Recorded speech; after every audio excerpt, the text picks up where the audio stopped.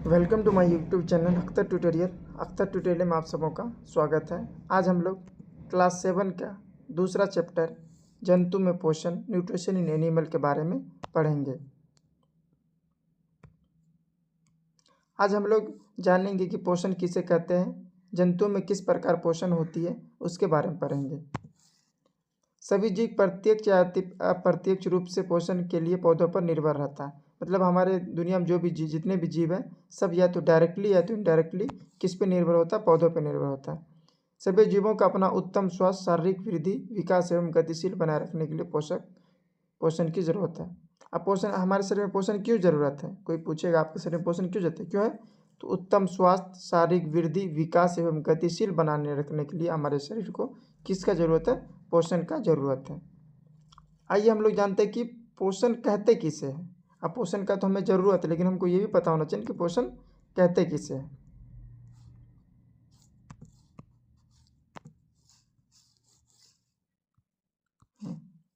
वह विधि जिससे जीव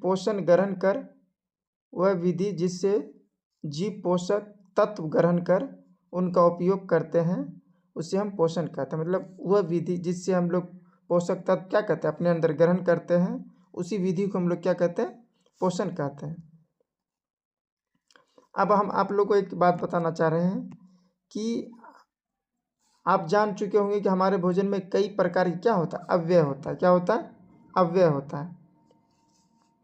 ये है अव्यय को इंग्लिश में कहते हैं कंपोनेंट। क्या कंपोनेंट कहते हैं। अव्यय क्या कहते हैं? बहुत प्रकार के हमारे अंदर कंपोनेंट होता है जो हमारा भोजन को न संतुलित करने में, बैलेंस करने में मदद करता है। अब अव्यय क्या होता है? जैसे हम लोग विटामिन के बारे में पढ़े ना, विटामिन, खनिज, पानी, क्या है? पानी, नमक, ये सब क्या है? यही सब तो भोजन में पाया जाता है। कार्बोहाइड्रेट्स, क्या होता है? कार्बोहाइड्रेट्स, ये सब जो पाया जाता है इसको कंपोनेंट कहते हैं। उसी को हम लोग क्या कहते हैं? अव्यय कहते हैं।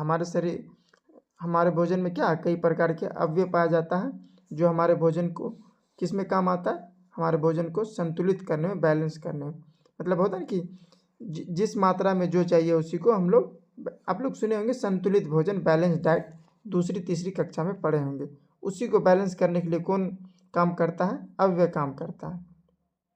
अब आइए हम लोग जानते हैं कि पाचन किसे कहते हैं, है ना। जंतुओं द्वारा ग्रहण किए गए भोजन के अवयवों की संरचना अत्यंत जटिल होती है। ग्रहण किए गए भोजन से शरीर कई प्रकार के पदार्थों का संश्लेषण करता है, जिसमें कुछ पदार्थ हमारे लिए अत्यंत उपयोगी जबकि कुछ अपशिष्ट अनुपयोगी पदार्थ भी उत्पन्न होते हैं। इस संपूर्ण प्रक्रिया को पाचन कहते हैं। अब हम लोग जो भोजन ग्रहण करते हैं उसमें कई प्रकार के अव्यय होते हैं जो क्या होता है? बहुत जटिल होता है, जिसको अवशोषण करना, जिसका आसानी से ग्रहण करना आसान नहीं होता है। और जो भी हम लोग ग्रहण करते हैं भोजन, उसमें कुछ पदार्थ उपयोगी होता है ना, कुछ पदार्थ क्या होता है? अनुपयोगी होता है।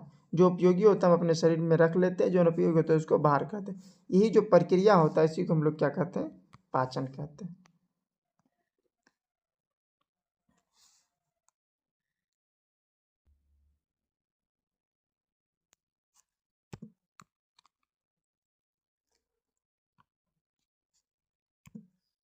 अब हम लोग जान चुके हैं कि पाचन किसे कहते हैं।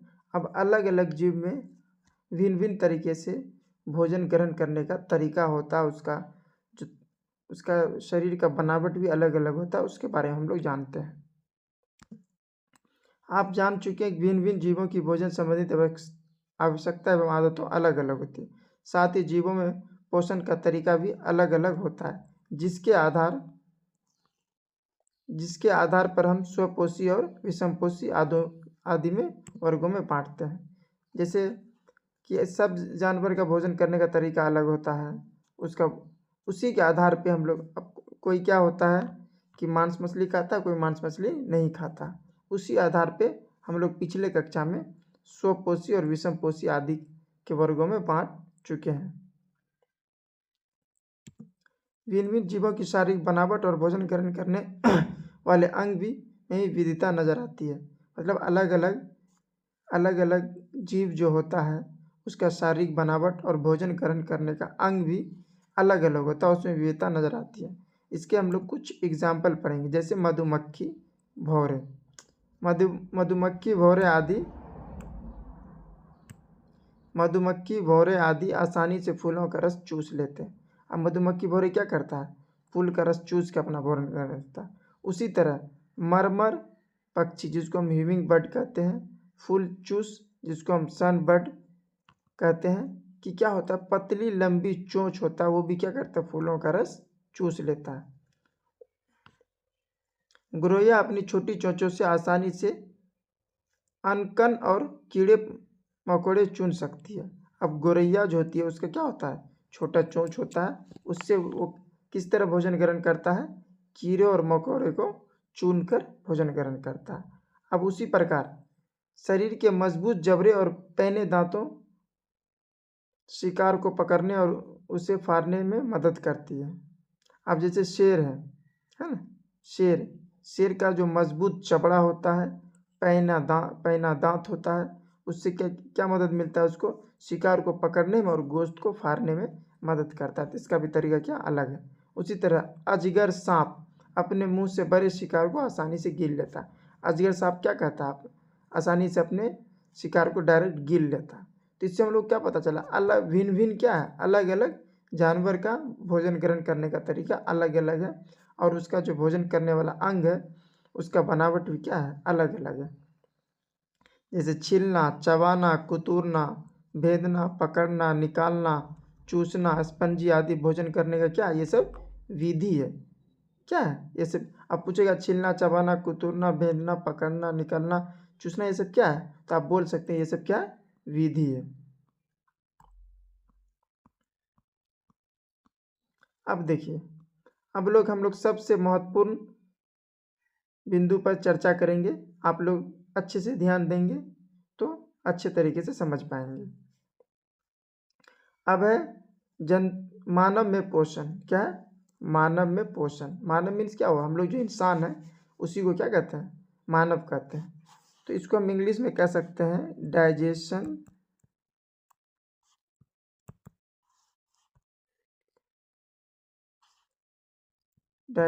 इन ह्यूमन, है ना। अब डाइजेशन इन ह्यूमन,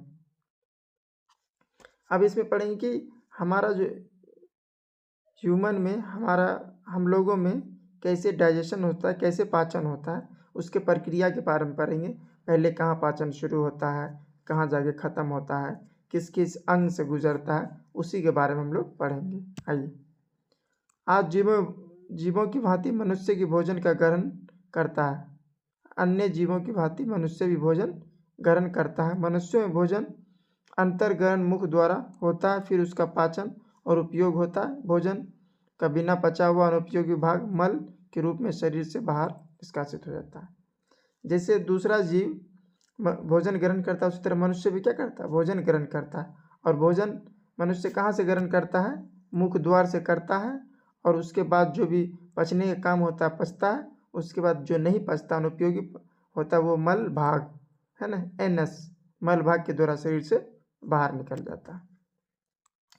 मनुष्य में भोजन मुख द्वार ग्रहण किए जाने के बाद एक सतत लंबी नालिका से गुजरता है, जो मुख गुहिका से आरंभ होकर गुदा या मलद्वार तक जाती है। इस आहार नल को एलिमेंट्री कैनल कहते हैं। अब देखिए, हमारा जो शरीर है, हमारा जो डाइजेस्टिव सिस्टम, हम लोग जो खाना खाते हैं, इसका एक सिस्टम बना हुआ है। ऐसा नहीं क्या कहते कि खाना खाना मुंह से तो नाक से खा लेंगे, है ना। तो एक सिस्टम बना है कि स्टेप बाय स्टेप कैसे जाएगा। उसको हम लोग कहते हैं एलिमेंट्री कैनल, आहार नाल कहते हैं। क्या कहते हैं, आहार नाल कहते हैं। क्या कहता है, मनुष्य द्वारा भोजन कर किए जाने के बाद एक सतत लंबी नालिका से, जब हम लोग जो खाना खाते हैं, एक नालिका टाइप, एक नली टाइप, क्या कहते हैं, एक रास्ता होता है। जैसे हम यहाँ से भोजन खाएं तो गुजर के सीधा क्या कहते हैं, मलद्वार तक आता है। तो वो जो मलद्वार तक जो आता है, उसी नाली को क्या कहते हैं, हम लोग आहार नाल कहते हैं, एलिमेंट्री कैनल कहते हैं। अब एलिमेंट्री कैनल का कुछ हिस्सा है ना। अब ऐसा तो नहीं, अब एलिमेंट्री चीज़ क्या है, जैसे शरीर में हम लोग पहले खाना खाते हैं, मुंह में जाता है, फिर क्या कहते हैं, फूड पाइप में जाता है, फिर स्टोमक में जाता है, फिर क्या कहते हैं छोटी आंत, बड़ी आंत, फिर आमाशय, फिर जाके बाहर निकल जाता है। तो उसी के बारे में इसमें बताया गया। अब देखिए, अब एलिमेंट्री कैनल, इस लंबी कैनल के विभिन्न भाग इस प्रकार होते हैं। अब जो है ना, एक तो कैनाल तो है, पूरे सिस्टम को क्या बोला गया, आहार नाल, और आहार नाल का भी अपना अलग अलग हिस्सा है, अलग अलग भाग है, उसी भाग में पढ़ेंगे। बेसिकली इसका जो है ना 7 भाग है ना। सबसे ऊपरी भाग जो है क्या होता है, मुख गुहिका, सबसे ऊपरी भाग होता है मुख गुहिका, जिसको हम इंग्लिश में कहते हैं माउथ कैविटी। दूसरा, उसके बाद जो आता है पाइप, हमारा मुंह से जो लगा हुआ एक पाइप जैसा स्ट्रक्चर है, उसी को हम लोग कहते हैं ग्रासिका या ग्रास नली फूड पाइप, है ना। जैसे हम लोग देहाती में इसको सोंसी जो बोलते हैं ना, कि ज़्यादा बकबक करेगा तो सोंसिए दबा देंगे, तो उसी को क्या बोलते हैं, उसी को हम लोग बोलते हैं ग्रासिका या ग्रास नली। उसके बाद आता है स्टोमक, आमाशय, है ना। उसके बाद आमाशय आता है। उसके बाद आता है छोटी आंत, उसके बाद आता है बड़ी आंत, उसके बाद होता है मलाशय, रेक्टम, उसके आता है मलद्वार गेनस, मलद्वार या गुदा, जिसको हम कहते हैं एनस। तो क्या होता है पहले, अब जैसे जैसे ये ऊपर से शुरू हुआ, आखिर में नीचे तक आया, इसी प्रकार क्या है, इसी प्रकार आहार नाल का स्ट्रक्चर बना हुआ है। तो खाना भी इसी प्रकार आता है, पहले मुंह में जाता है, फिर किस में आता है, ग्रासिका नली में जाएगा, फिर क्या कहते हैं आमाशय में जाएगा, फिर छोटी आंत, फिर बड़ी आंत, फिर क्या कहते हैं मलाशय, फिर गुदा। अब छोटी आंत बड़ी आंत का एक चीज स्ट्रक्चर आप लोग एक आगे तो हम बताएंगे, यहाँ भी सुन लीजिए। अब सोचने वाली बात है कि छोटी आंत बड़ा है कि बड़ी आंत बड़ा है। कोई आपसे पूछेगा बताइए छोटी और बड़ी आंत में कौन सा बड़ा है, तो कौन सा, छोटी आंत क्या होता है, बड़ा होता है, और बड़ी आंत क्या होता है, छोटा होता है। और ये छोटा होता है और मोटा भी होता है, और ये थोड़ा बहुत बड़ा नहीं होता, सब इससे समझे हजारों गुना बड़ा होता है। क्या होता है इसमें, ये हजारों गुना नहीं बोल सकते, मतलब 100 गुना बड़ा होता है। अब जैसे आप लोग कभी बकरी का ओजरी देखें, उसमें जो मोटा वाला नली जो होता है ओजरी में, वो क्या होता है, बड़ी आंत होता है, जो लार्ज इंटेस्टाइन होता है, और जो पतला पतला पतला पतला छोटा छोटा होता है, उसी को छोटी आंत स्मॉल इंटेस्टाइन कहते हैं। अब देखिए, यही फिगर में भी दिखाया गया कि आप लोग थोड़ा यहाँ से अच्छे से देख सकते हैं। ये सब क्या है, ये हमारा यहाँ से सिस्टम शुरू हुआ यहाँ तक, इसको हम लोग, ये क्या है हमारा ग्रास नली है, क्या है ये, क्या आहार नली, सॉरी आहार नली, क्या है आहार नली है, ये क्या है आहार नली है।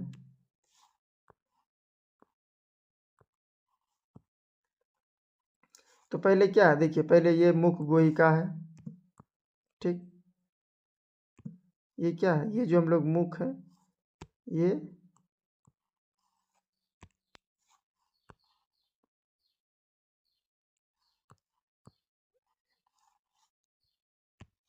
एक मिनट,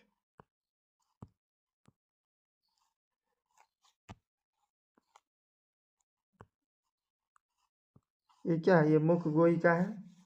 फिर ये जो है ना बताते हैं, ये पाइप जैसा स्ट्रक्चर जो है, इसी को ग्रासिका कहते हैं, फूड पाइप कहते हैं। उसके ग्रासिका के तुरंत नीचे क्या होता है, आमाशय होता है। देखिए इसका स्ट्रक्चर कैसा है, ये जो है ये क्या है, आमाशय है। अब वो जो है ना छोटी आंत बड़ी आंत बताते हैं, ये पतला वाला पाइप जैसा स्ट्रक्चर है, ये क्या है, छोटी आंत है, और ये मोटा वाला जगह बड़ी आंत है। और उसी से लगा हुआ क्या होता है, मलाशय होता है। सबसे आखिरी बिंदु पे जो होता है उसको क्या बोलते हैं हम लोग, मलद्वार कहते हैं, एनस कहते हैं। आइए आखिरी हम लोग टॉपिक पे चर्चा करते हैं। इसमें है कि मानव में पोषण के विभिन्न चरण होता है। अब हम लोग जो हमारे शरीर में जो पोषण होते हैं उसके कितने विभिन्न चरण होते हैं, 5 चरणों के बारे में हम लोग पढ़ेंगे और इसके बारे में समझने की कोशिश करेंगे। तो मानव में जो स्टेज होता है, स्टेज कितना होता है, 5 स्टेज होता है डाइजेशन का, उसी के बारे में। पहला स्टेज होता है अंतर्ग्रहण, दूसरा होता है पाचन, तीसरा होता है अवशोषण, चौथा होता है स्वांगीकरण और पांचवा होता है निष्कर्षण। इसको अंतर्ग्रहण को हम लोग बोलते हैं इंजेशन। क्या कहते हैं? इंजेशन। अब पाचन को तो डाइजेशन कहते हैं, सभी जानते हैं। और अवशोषण कहते हैं एब्जॉर्प्शन। क्या कहते हैं? एब्जॉर्प्शन। और इसको कहते हैं एलिमिनेशन, इसको एसिमिलेशन, इसको एलिमिनेशन कहते हैं। इसको क्या कहते हैं? एलिमिनेशन। एलिमिनेशन कहते हैं। तो आइए हम लोग पढ़ते हैं कि अंतर्ग्रहण क्या होता है, अंतर्ग्रहण क्या होता है, पाचन क्या होता है, अवशोषण क्या होता है, स्वांगीकरण क्या होगा।